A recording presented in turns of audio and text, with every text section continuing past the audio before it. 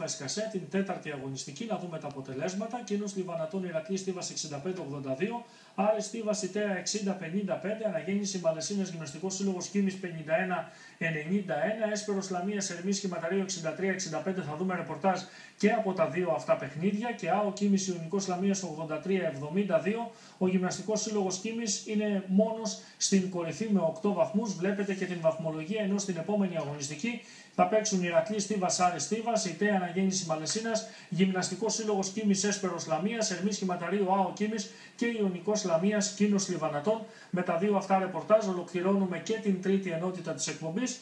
Περνάμε σε λίγα λεπτά μετά το διαφημιστικό διάλειμμα στο τέταρτο και τελευταίο μέρος, όπου υπάρχει ενημέρωση από τα τοπικά πρωταθλήματα ποδοσφαίρου στην κεντρική Ελλάδα, με ιδιαίτερο βάρος στην Α1 Φθιώτιδας και την 10η αγωνιστική.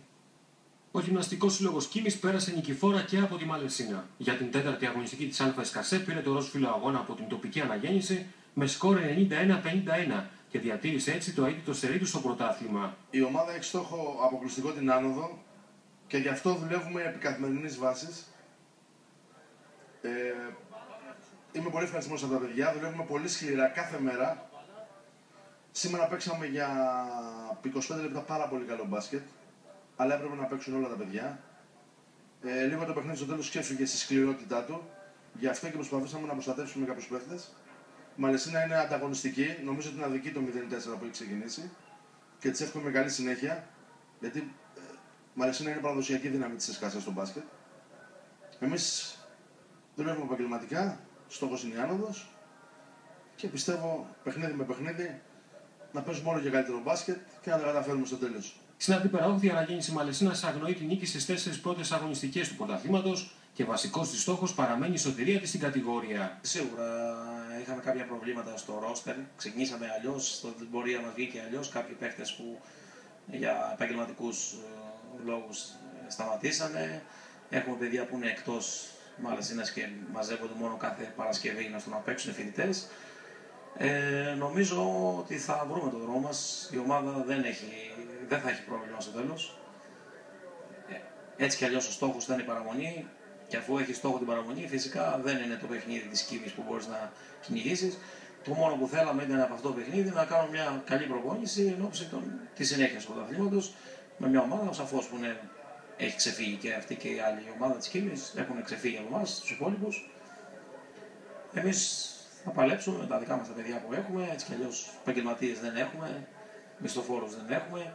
Προσπαθούμε μόνο με τα παιδιά της Μαλαισίνας, τους φοιτητές και τους εδώ που είναι λιγοστοί, να σώσουμε την κατηγορία φέτος. Ξέρετε, είναι δύσκολη περίοδος και δεν μπορούμε να βγούμε τώρα στην αγορά στους ανθρώπους να ζητήσουμε χρήματα όταν οι ίδιοι αντιμετωπίζουν προβλήματα επιβίωσης, να τους πούμε φέρτε μας για να σώσουμε το μπάσκετ.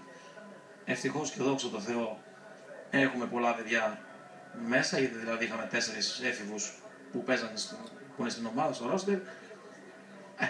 Δεν βαριέσαι. Και άμα πέσαμε, η ομάδα ξανά βλέπει το δρόμο της. Το θέμα είναι να υπάρχει κόσμος στο γήπεδο, παιδιά που προπονούνται. Από εκεί και πέρα θα τα βρούμε όλα. Είναι πολύ καλό για τον μπάσκετ της Κίμης το ότι κάποιοι άνθρωποι έχουν αποφασίσει να επενδύσουν.